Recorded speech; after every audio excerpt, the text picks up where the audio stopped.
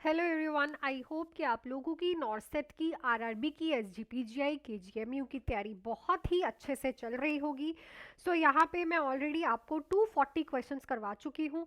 241 question आज हम करेंगे। पहले हम ये क्वेश्चन डिस्कस कर ले जो मैंने आप लोगों से कल पूछा है।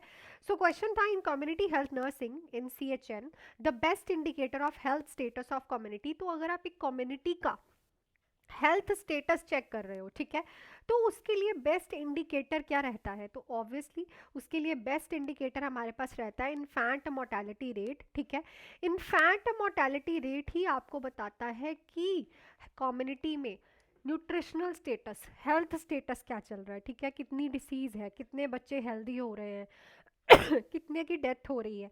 सो ये सारी चीज़ें आपको जो है कम्युनिटी के हेल्थ स्टेटस की बेस्ट इंडिकेट करेगा IMR, जिसको आप इन्फेंट मोर्टेलिटी रेट भी बोलते हो।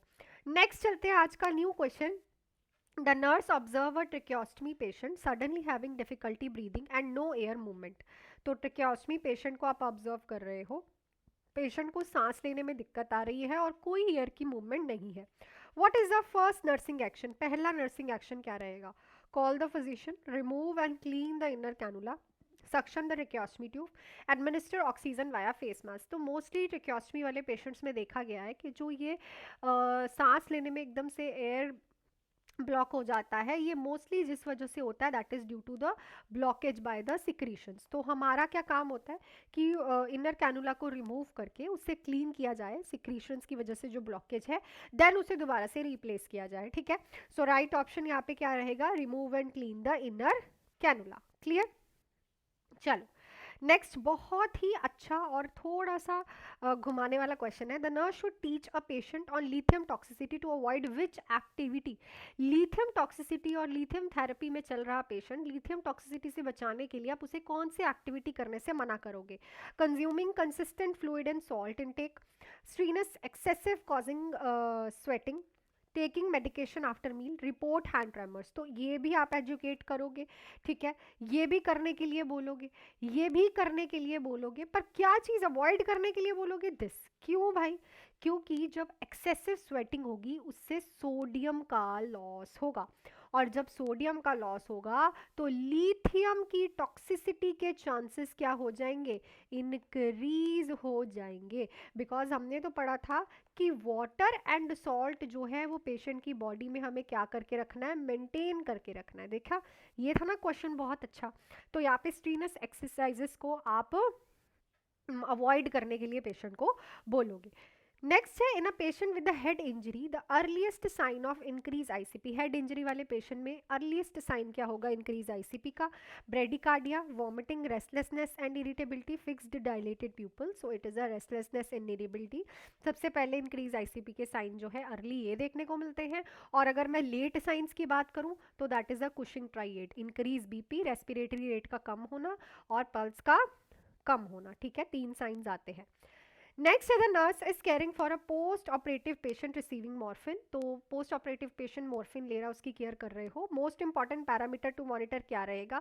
सबसे इंपॉर्टेंटली क्या मॉनिटर करोगे? Urine output, bowel sound, respiratory rate, pulse rate. So it is a respiratory rate.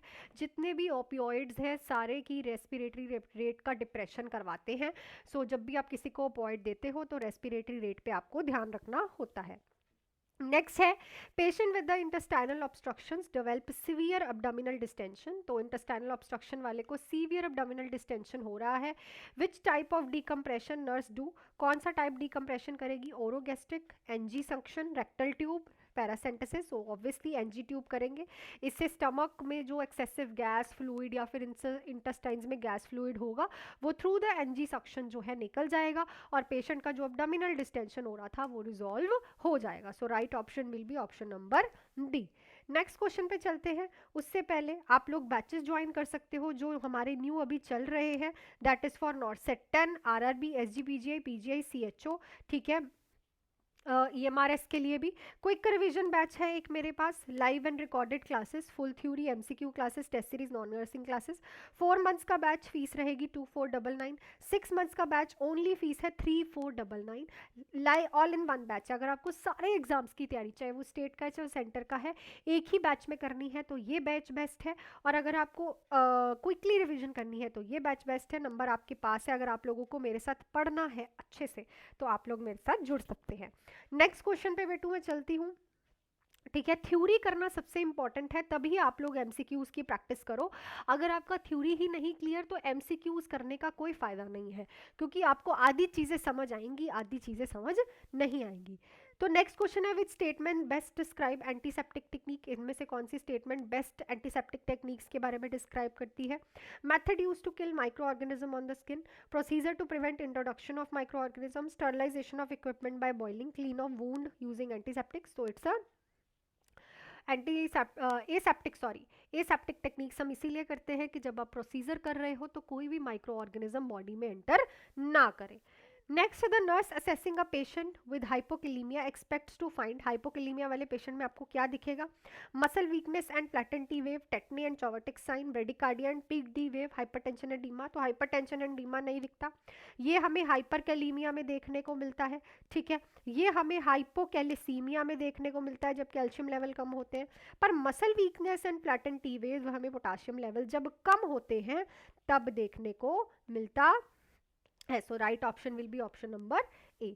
Next है, patient is teaching, nurse is teaching a patient with colostomy care, which statement shows correct understanding. तो nurse teach कर रही है क्लियोस्टमी care के बारे में, क्या statement correct understanding बताएगी?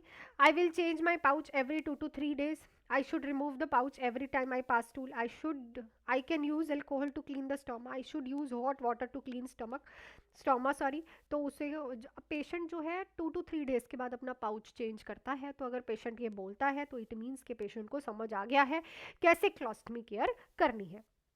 Next है, the nurse is caring for a patient with chest tube drainage. If the chest tube become dislodged, the immediate nursing action is। तो chest tube drainage वाले की आप केयर कर रहे हो, अगर वो ट्यूब डिसलॉग हो जाती है तो इमीडिएट नर्सिंग एक्शन क्या रहेगा? Clamp the tube, apply on occlusive dressing taped on third side, in reinsert the tube immediately, leave the wound open to air. So आपको कल्सिव ड्रेसिंग करनी है तीनों साइड से। एक तो ये एयर लीकेज को प्रिवेंट करेगी, एयर एंटरिंग को प्रिवेंट करेगी, और नीमोथोरिक्स प्रिवेंट करती है, सबसे बड़ी बात। ठीक है, सो राइट ऑप्शन क्या है? ऑकल्सिव ड्रेसिंग टेप करनी है ऑन थर्ड 3 साइड्स। नेक्स्ट है, which following is a early sign of hypoxia. तो जब टिश्यूज में ऑक्सीजन लेवल कम होते हैं तो अर्ली साइन क्या होता है हाइपोक्सिया जिसे बोलते हो? Cyanosis, confusion and restlessness, bradycardia, decrease urine output. तो इस क्वेश्चन का आंसर आप लोग मुझे कमेंट सेक्शन में लिख के बताओगे, अर्ली साइन ऑफ हाइपोक्सिया। तो आई थिंक आज भी सारे क्वेश्चंस मैंने बहुत ही अच्छे से आप लोगों को डिस्क्राइब करके समझाए हैं। ठीक है, प्लीज़ वीडियो को लाइक किया करो ताकि रेगुलरली मैं क्वेश्चंस लेके आती रहूँ आपको।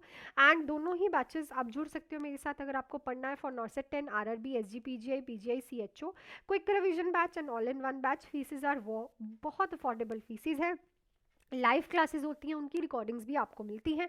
नंबर आप लोगों के पास है, आप मेरे साथ जुड़ सकते हैं। सो मिलती हूँ आपको नेक्स्ट क्लास में। Till then do hard work, make your parents proud and all the best.